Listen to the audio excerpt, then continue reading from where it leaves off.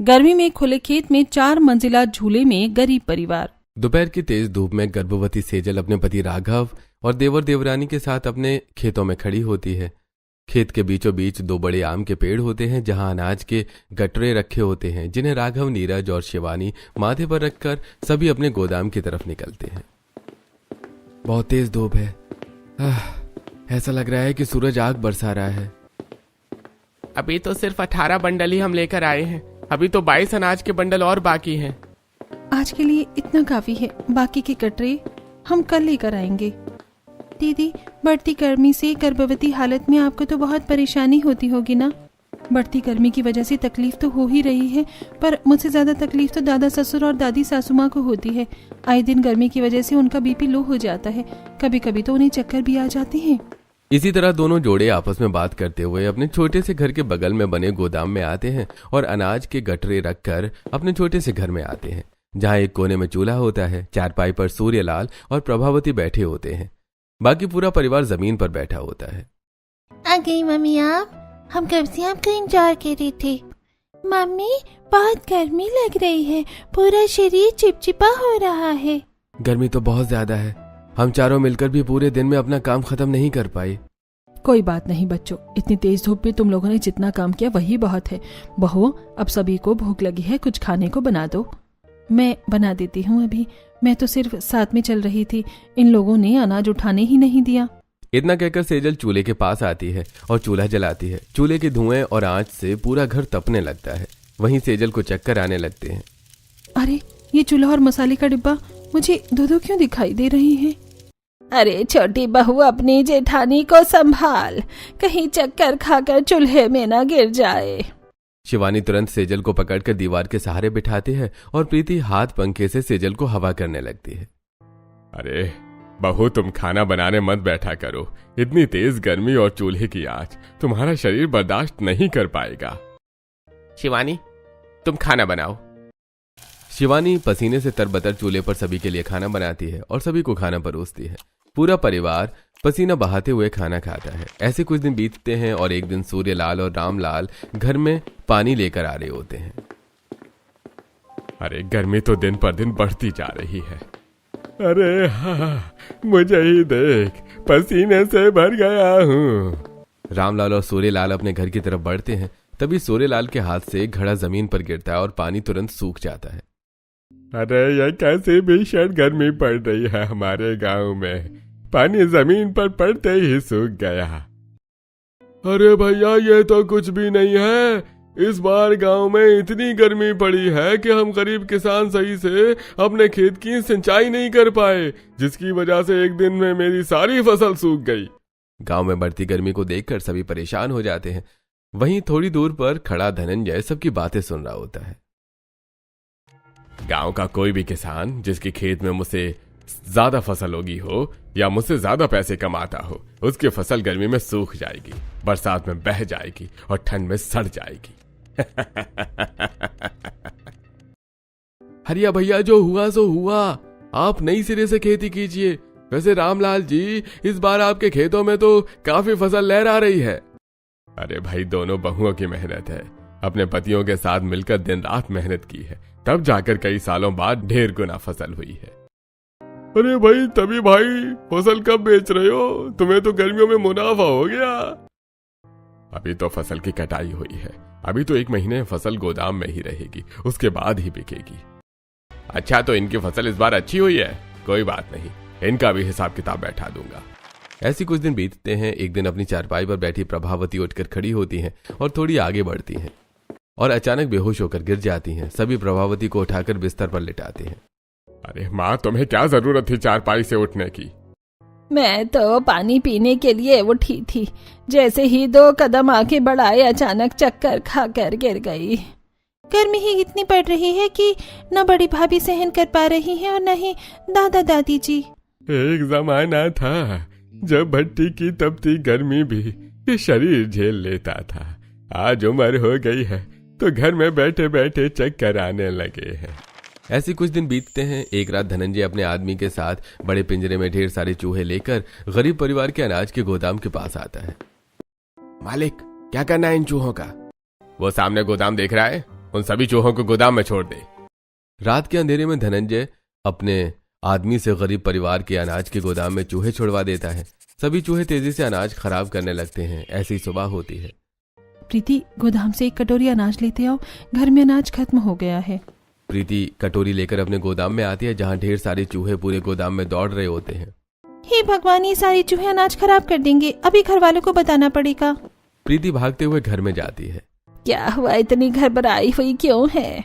हमारे अनाज के गोदाम में ढेर सारे चूहे दौड़ रहे हैं। पूरा परिवार घबराकर अपने गोदाम में आता है। इतने सारे चूहे हमारे गोदाम में कहाँ से आ गए? हमारी गोदाम में तो एक भी चूहा नहीं था। अरे इतनी मुश्किल से फसल उगाई, ये चूहे 2-3 दिन में खराब कर देंगे। अब हम क्या करें? अरे चूहों को कैसे भगाएं? इतने सारे चूहों को जहर देकर मार भी नहीं सकते। सभी अनाज जहर की वजह से खराब हो जाएंगे और कुछ में तो मरे हुए चूहों के कीड़े ही लग जाएंगे। अरे आप लोग परेशान क्यों हो रहे हैं? ये तो छोटी सी समस्या है, अभी ठीक हो जाएगी। इतना कहकर सेजल अपने घर के पीछे खेल रही एक बिल्ली को लेकर गोदाम में आती है। बिल्ली उन चूहों को देखकर उनके पीछे भागती है, जिससे सारे चूहे गोदाम छोड़कर भाग जाते हैं। अरे शाबाश बहू, तूने तो इतनी बड़ी परेशानी चुटकियों में खत्म कर दी। राघव, नीरज, तुम आज ही चूहेदानी और चूहों को भगाने वाली दवाई हमारे गोदाम के चारों तरफ डाल दो, ताकि चूहे गोदाम के अंदर आए ही ना। राघव और नीरज गोदाम के चारों तरफ चूहे भगाने वाली दवाई छिड़क देते हैं। वहीं दूसरी तरफ यह खबर धनंजय को पता चलती है, जो अपने बड़े से आलीशान घर में अपनी पत्नी के साथ बैठा होता है। मीनाक्षी, इन गरीब परिवार की बहुएं तो बड़ी तेज निकली, एक झटके में ही चूहों को भगा दिया। रात भर में तो चूहे इनकी आधी फसल भी खराब नहीं कर पाए होंगे। अब तो वो फसल बेचकर काफी मुनाफा कमाएंगे। नहीं, ऐसा तो मैं नहीं होने दूंगा।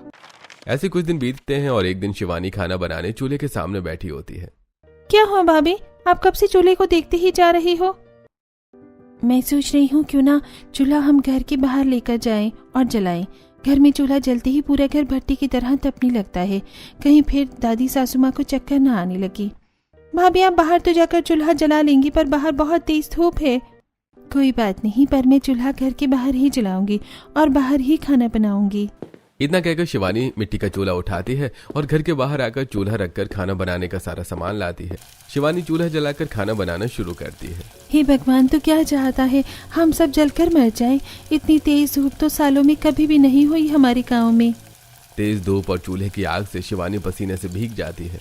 आटा गूंथते हुए शिवानी के चेहरे से टपकता पसीना उसके पांव पर गिरता है और उसकी साड़ी पसीने से शरीर में चिपक जाती है। तभी कुछ औरतें वहां आती हैं। अरे बहू, तेरा चेहरा तो पसीने से ऐसे भीगा है जैसे तूने पानी से मुंह धोया हो। अरे बहू, तू कितनी देर से धूप में बैठी है, तेरे चेहरे पर काली काली छाया हो गई है। क्या करूं चाची, गर्मी ही इतनी पड़ रही है। छोटे से घर में चूल्हा जलाते ही पूरा घर भट्टी बन जाता है, इसलिए बाहर चूल्हा जलाकर खाना बना रही हूँ। भाई, हम गरीब गांव वालों की तो यही जिंदगी है। गर्मी में गर्मी से परेशान, ठंड में ठंड से परेशान और बारिश में बाढ़ से परेशान। ऐसे कुछ दिन बीतते हैं। शिवानी रोज तेज धूप में अपने परिवार के लिए खाना बनाती है।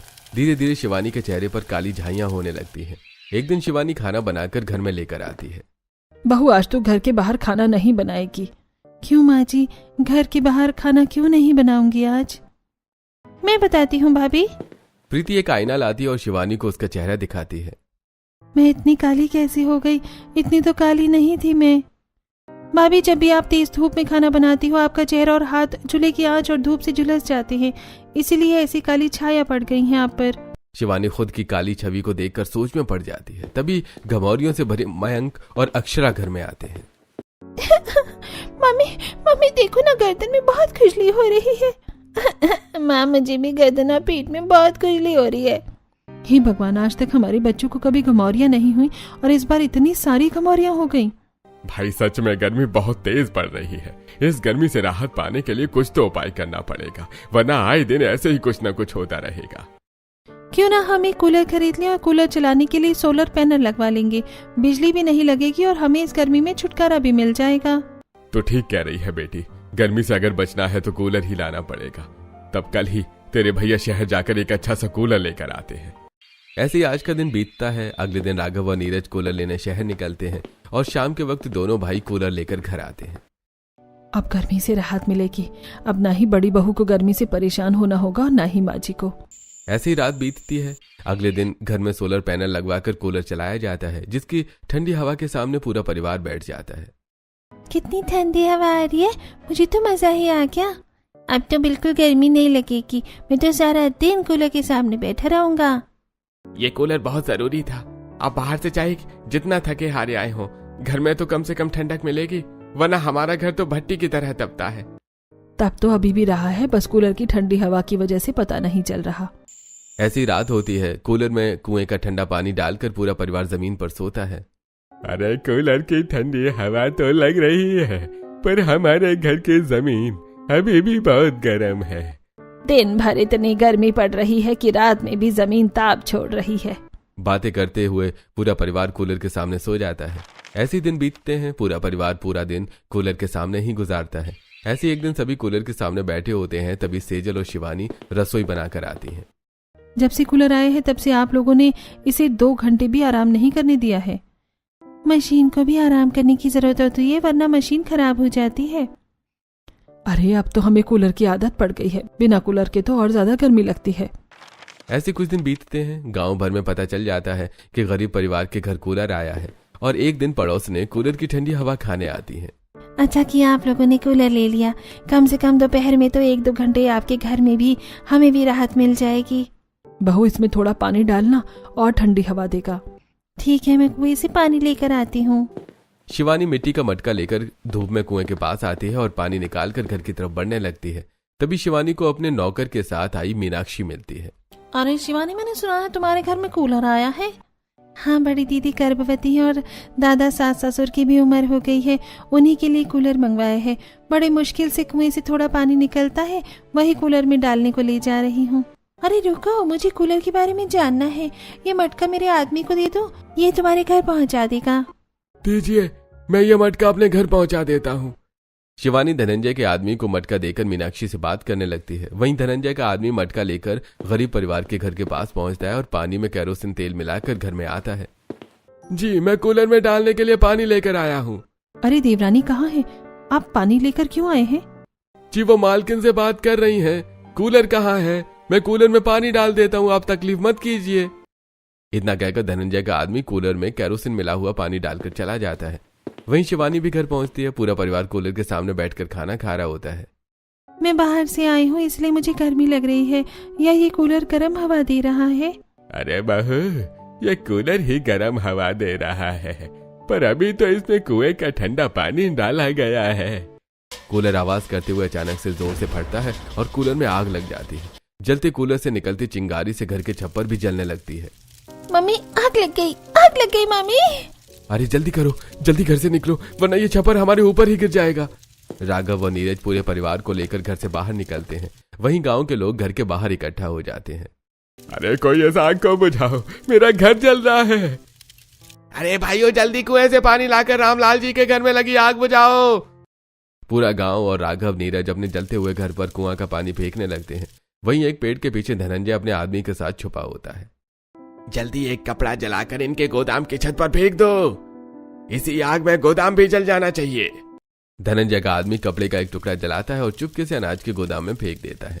देखते ही देखते पूरा गोदाम जलने लगता है। अरे हमारे गोदाम में भी आग लग गई। हे भगवान, ये आग पर तो काबू ही नहीं पाया जा रहा है, ये फैलते हुए हमारे गोदाम तक भी पहुंच गई है। पूरा परिवार और गांव वाले थककर चूर हो जाते हैं और आग से घर और गोदाम जलकर राख हो जाते हैं। कुछ भी नहीं बचा, न हमारा घर, न हमारा गोदाम, न हमारा सामान। सब हमारी बेवकूफी है। बहू कह रही थी कूलर ज्यादा मत चलाओ, अगर कूलर गर्म ना हुआ होता तो उसमें आग न लगती।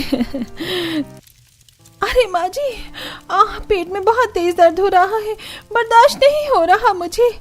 राघव, नीरज, छोटी बहू, जल्दी बड़ी बहू को गांव के अस्पताल लेकर जाओ, लगता है बच्चा होने वाला है। सभी मिलकर सेजल को गांव के छोटे से अस्पताल में लेकर आते हैं, जहां सेजल एक लड़की को जन्म देती है। अरे हमारे सर पर छत भी नहीं बची, ना ही हमारे पास एक फूटी कौड़ी है। ऐसे में इस नवजात बच्चे को इतनी तेज धूप और गर्मी में कहाँ लेकर जाएंगे? हमारे इतने बड़े परिवार को कहीं सहारा नहीं मिल सकता, हमें अपने खेत में ही जाना चाहिए, वहीं सर छुपाने के लिए कुछ इंतजाम करेंगे। पूरा परिवार तेज धूप में अपने खेत में जाता है। जहां राघव और नीरज गांव वालों की मदद से तंबू बांधते हैं और पूरा परिवार पसीने से लथपथ तंबू में बैठ जाता है।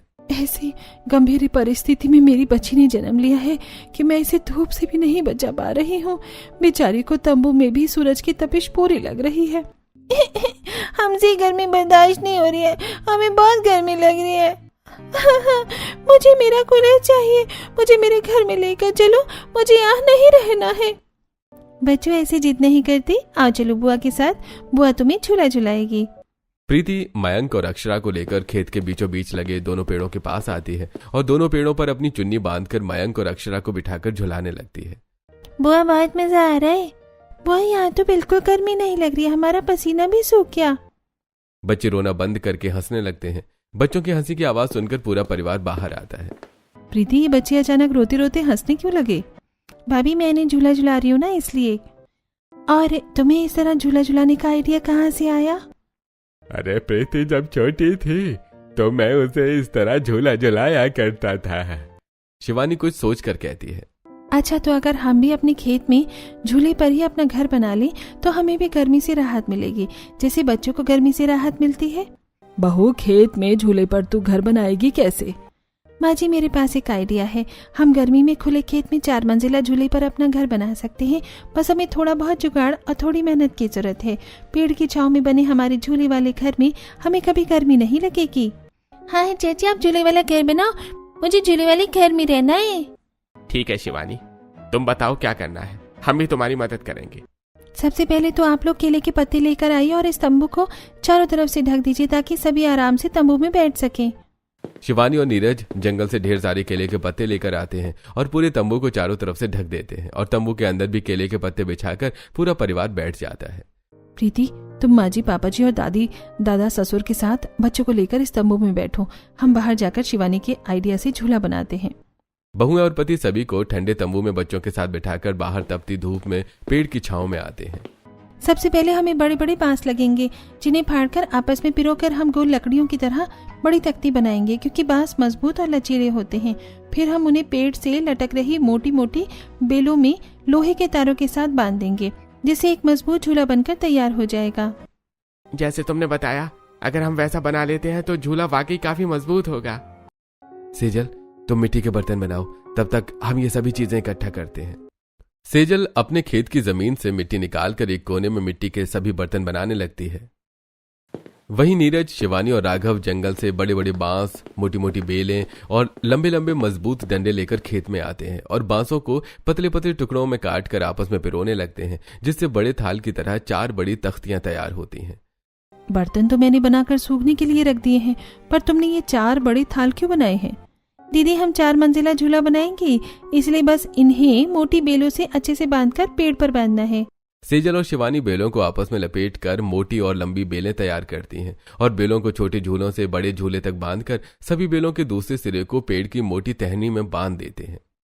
वाह शिवानी, ये तो बहुत अच्छे से बन गया है, पर इसमें एक खतरा है। इतनी ऊंचाई से अगर कोई गिरता है तो उसे काफी चोट लगेगी। हमें यहाँ घेरे भी बनाने होंगे। ठीक है, अब हम चारों तरफ घेरे भी बनाएंगे और लकड़ी की सीढ़ी ये भी बनाएंगे, जिससे झूले की 4थी मंजिल तक भी जा सके। ये काम हम कल कर लेंगे, अभी चलकर सभी थोड़ा आराम कर लेते हैं। सभी अपने तंबू में आकर लेट जाते हैं। जैसे तैसे रात बीतती है। अगले दिन पूरा परिवार मिलकर जमीन से झूले की 4थी मंजिल तक लकड़ियों की सीढ़ी बनाता है और सभी मंजिलों के किनारों पर घेरे भी बनाता है। अरे बहू, तुमने 4 मंजिला झूला क्यों बनाया है? सबसे ऊपर वाली मंजिल पर हम रसोई बनाएंगे, उसके नीचे वाली मंजिल में हम अपने कपड़े और बाकी का सामान सुखाएंगे और नीचे की 2 मंजिलों में हमारा पूरा परिवार आराम से सोएगा। आप लोगों ने घर तो बना लिया, पर अब हम नहाएंगे कहाँ और कपड़े कहाँ बदलेंगे? हाँ, ये तो हमने सोचा भी नहीं। हमें पानी की भी व्यवस्था करनी पड़ेगी। गांव में तो पानी की व्यवस्था है, पर यहाँ अभी पानी नहीं है। मेरे पास एक आइडिया है। हम नदी से अपने खेत तक एक नाला खोदेंगे, जिससे पानी की धारा हमारे खेत में आएगी और हम खेत में एक कुंड बना लेंगे, जिसमें हमारी पानी की जरूरतें पूरी हो जाएंगी। फिर उसी कुंड से एक और नाला पूरे खेत की तरफ मोड़ देंगे, जिससे हमारे खेत में भी पानी की कमी नहीं होगी। बहुएं और पति कुदाल और फावड़ा लेकर झूले वाले घर से नीचे उतरते हैं। वहीं पूरा परिवार पेड़ की छांव में झूले पर आराम से लेट जाता है। सेजल और शिवानी खेत में एक बड़ा कुंड बनाती हैं और राघव और नीरज नदी से खेत तक पानी आने का रास्ता बनाने लगते हैं। 2 घंटे की मेहनत के बाद नदी से कुंड तक रास्ता बन जाता है और कुंड पानी से भर जाता है। अब कुंड से पानी लेकर हम अपने बनाए हुए तंबू में आराम से नहा सकते हैं और उसी तंबू में एक कपड़े भी बदल लेंगे। ऐसे ही शाम होती है, बड़े बुजुर्ग बच्चों को लेकर पहली मंजिल पर बैठ जाते हैं। बहुएं चौथी मंजिल पर खाना बनाने लगती हैं और दूसरी मंजिल पर राघव और नीरज आराम कर रहे होते हैं। तभी बहुएं चूल्हा जलाकर खाना बनाने लगती हैं। भाभी कुछ जलने की बदबू आ रही है ना? हाँ, और चूल्हे से काला धुआं भी उठ रहा है, जबकि मैंने बिल्कुल सूखी हुई लकड़ी डाली है।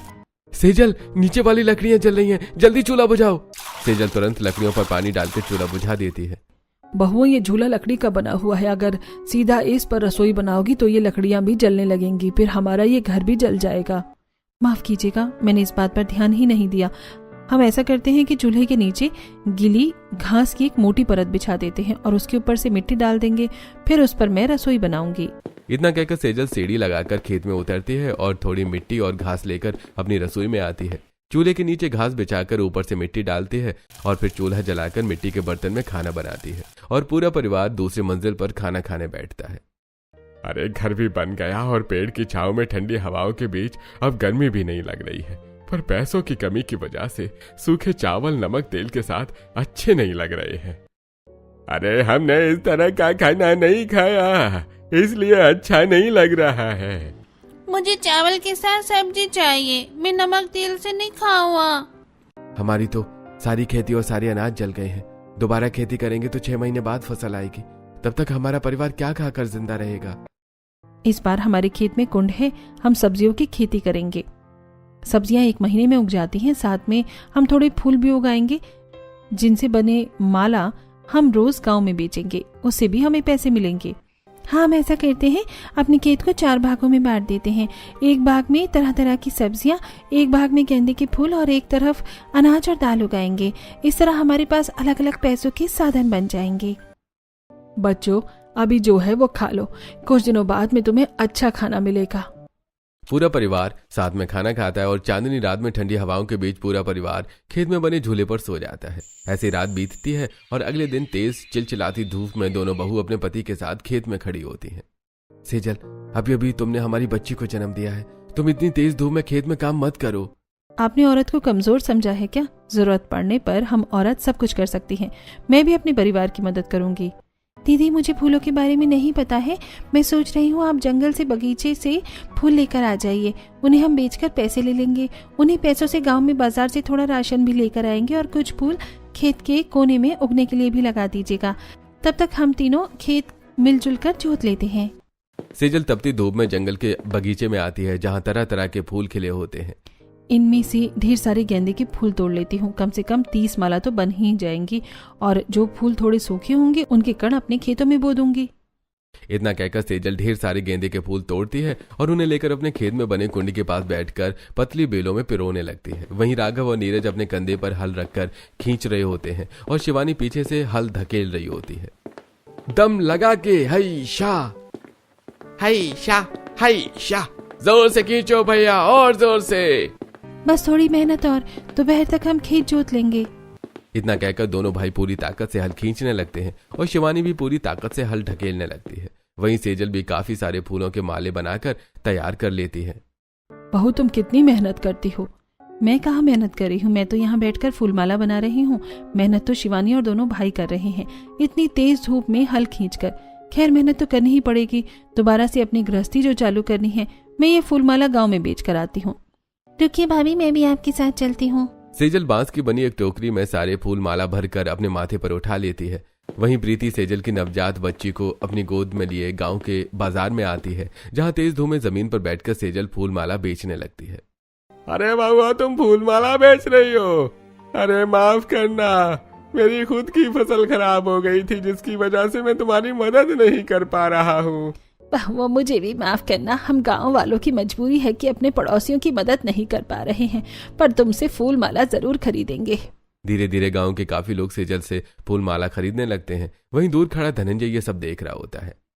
अरे बर्बाद कर दिया मैंने इन लोगों को। आए थे बड़े मुझसे ज्यादा पैसे कमाने वाले, अगर ये मुझसे ज्यादा पैसे कमाते तो इनकी भलाई करने की आदत से मेरा नुकसान हो जाता, फिर मुझसे कोई पैसे उधार नहीं लेता और ना ही मेरे घर फ्री की नौकरी करता।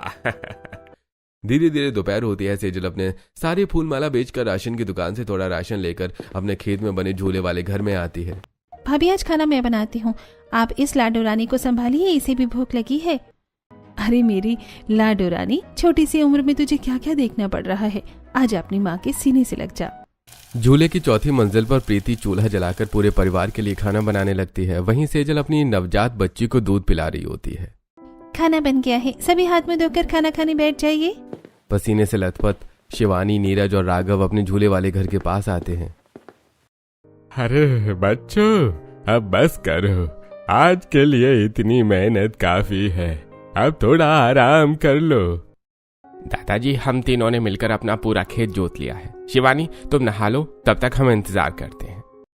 शिवानी मिट्टी के बने मटके में अपने खेत में बने कुंड से पानी लेती है और तंबू में जाकर नहाकर अपने झूले वाले घर में आती है। पूरा परिवार साथ बैठकर खाना खा रहा होता है। तभी खेत में ठंडी हवा चलने लगती है। ये खेत की ठंडी हवा तो कूलर की ठंडी हवा से भी बहुत अच्छी है। और दादी, इस ठंडी हवा के लिए न ही पानी डालना पड़ेगा और न ही इस हवा में कभी आग लगेगी। अक्षरा की बात सुनते ही पूरा परिवार हंस पड़ता है। ठंडी हवा और पेड़ की छांव के नीचे पूरा परिवार खाना खाता है और फिर अपने झूले वाले घर में आराम से लेट जाता है। बड़े बुजुर्ग और बच्चे नीचे वाली मंजिल पर लेट जाते हैं और बहुएं अपने पतियों के साथ दूसरी मंजिल पर लेट जाती हैं। ये झूले वाला घर हमारे घर से ज्यादा आरामदायक है। वहां तो जमीन भी तपती थी और छत से भी आग बरसती थी। यहाँ चारों तरफ सिर्फ ठंडक है। हमें पता ही नहीं था कि हमारे खेत में हमें इतनी ठंडक भी कभी मिल सकती है। ऐसी आज का दिन बीतता है। अगले दिन सेजल गांव भर में फूल बेचती है। वहीं कुंड में नदी से 4-5 मछलियां आ जाती हैं। अरे ये देखो, हमारे कुंड में मछली भी है। ये तो सोने पर सुहागा हो गया। गांव के लोग ताजी मछलियां खाना पसंद करते हैं। इन मछलियों को भी हम गांव में बेच सकते हैं। ऐसी बात है तो मैं अभी इन मछलियों को गांव में बेच कर आता हूँ। रामलाल मछलियों को एक घड़े में भरकर गांव में बेच देता है और फिर सेजल रामलाल पैसे मिलाकर घर के सभी लोगों के लिए कपड़े खरीद कर लाते हैं। वाह, इतने दिनों से हम नहाकर एक ही कपड़ा पहन रहे थे, अब हम कपड़े भी बदल पाएंगे। पूरा परिवार बारी बारी कुंड से पानी लेकर अपने तंबू में नहाता है और अपने कपड़े बदलता है। ऐसे कुछ दिन बीतते हैं। खेत में थोड़ी सब्जियां और फूल भी उगने लगते हैं। राघव अपने खेत की ताजी सब्जियां, नीरज कुंड में आई मछलियां और सेजल और शिवानी गांव में फूल माला बेचने लगते हैं। इसी तरह एक महीना बीतता है और पूरा परिवार हंसी खुशी अपने खेत में बने झूले वाले घर में रहने लगता है। अरे भाई, मैं तो बहुत खुश हूँ। रामलाल की बहुएं बड़ी समझदार हैं। पहले खेत में इतना बढ़िया झूले वाला घर बनाया और फिर पैसे कमाने के भी अलग अलग तरीके ढूंढ निकाले। मैं भी उनके लिए बहुत खुश हूँ। अच्छा, तो ये लोग दोबारा से मजबूत हो रहे हैं। कोई बात नहीं, मैं भी देखूंगा कितने मजबूत होते हैं। ऐसी रात होती है। पूरा परिवार चांदनी रात में अपने 4 मंजिला झूलों पर सोया होता है। सूर्यलाल सबसे निचली मंजिल पर बच्चों को कहानी सुना रहा होता है। वहीं रात के अंधेरे में धनंजय अपनी 4 गाय लेकर खेत की लहराती फसलें, सब्जियां और झूले को देख रहा होता है। अगर ये दोबारा खड़े हुए तो गांव के सभी लोग इन्हीं की तरह पैसे कमाने लगेंगे और मेरा गांव का सबसे बड़ा जमींदार बनने का सपना ही रह जाएगा। इतना कहकर धनंजय अपनी 4 गायों को गरीब परिवार के खेत में छोड़ देता है और गाय फसल और सब्जियां खाने लगती हैं। तभी गायों की आवाज से पूरा परिवार जाग जाता है। अरे, इन गायों को भगाना पड़ेगा वरना ये सभी फसलें खा जाएंगी। पूरा परिवार झूले से नीचे उतरता है और गायों को खेत से भगा देता है। सुबह होती है। बहुएं मटकों का भूत बनाकर खेत के चारों तरफ लगा देती हैं। भूतों को देखकर कोई जानवर हमारे खेत में नहीं आएगा और न ही कोई कौवा हमारी सब्जियां खराब करेगा। गाय नहीं आएंगी, लकड़बग्घे तो आएंगे। तुम्हें तो मैं इस झूले वाले घर से भगा कर ही रहूंगा। ऐसी रात होती है। धनंजय जंगल से झूले तक मांस के टुकड़े फेंक देता है, जिससे लकड़बग्घे खेत में घुस जाते हैं। अरे बच्चों, हमारे खेत में लकड़बग्घे घुस आए हैं, जल्दी जल्दी कुछ करो। अरे, ये हमारे बच्चों को खा जाएंगे। ऐसे कैसे मेरे पोते पोतियों को खा जाएंगे? हलवा है क्या? इतना कहकर शारदा अपनी चप्पल उठाकर लकड़बग्घों पर फेंकती है। शारदा को देखकर पूरा परिवार अपनी चप्पल लकड़बग्घों पर फेंकने लगता है। लकड़बग्घे डर कर भाग जाते हैं। बहुओं, ये तो मैंने तुमसे ही सीखा है। एकता में शक्ति है। जब तक हम एक हैं, हमारा कोई बाल भी बांका नहीं कर सकता। ऐसे कुछ दिन बीतते हैं। पूरे परिवार की आर्थिक स्थिति धीरे धीरे ठीक होने लगती है। वहीं धनंजय, इन्हें बर्बाद तो करना ही पड़ेगा। इनकी फसलें बिकनी नहीं चाहिए। अब आप क्या कीजिएगा? इनकी सारी मेहनत बर्बाद कर दूंगा। रात के अंधेरे में धनंजय अपने आदमियों के साथ कुछ केमिकल लेकर खेत में आता है और खेतों में छिड़कने लगता है। तभी मयंक की नींद खुलती है। मम्मी, वो देखो। राघव, उठिए, उसे पकड़ना पड़ेगा हमें। राघव और नीरज धीरे से झूलों से उतरते हैं और पीछे से धनंजय को पकड़ लेते हैं और धनंजय को पेड़ से बांधकर पूरे गांव वालों को इकट्ठा कर लेते हैं। अरे भाई धनंजय, सच सच बताओ, तुमने ये क्यों किया? वरना तुम्हें पुलिस के हवाले कर दूंगा। अरे नहीं नहीं सरपंच साहब, मुझे पुलिस के हवाले मत कीजिएगा। मैं तो गांव का बड़ा जमींदार बनना चाहता था, इसलिए मैं गांव के गरीब किसानों की फसलें खराब कर रहा था। मुझे माफ कर दीजिए। अरे रामलाल, आपके परिवार की वजह से कई किसानों की मेहनत बच गई और इसे तो जेल जरूर भिजवाऊंगा। धनंजय को जेल हो जाती है और 1 महीने बाद पूरा परिवार अपने खेत में उगी फूल, सब्जियां, दाल और अनाज अच्छे दामों में बाजार में बेचता है। अब तो हमारे पास काफी पैसे हैं, इन पैसों का क्या करेंगे? इन पैसों से हम घर बनाएंगे। नहीं मम्मी, हम हमेशा इसी झूले वाले घर में रहेंगे। बच्चों, गर्मी में तो हम यहाँ रह सकते हैं, पर बरसात और ठंड में यहाँ नहीं रह पाएंगे और इस तरह कब तक खुले में रहेंगे।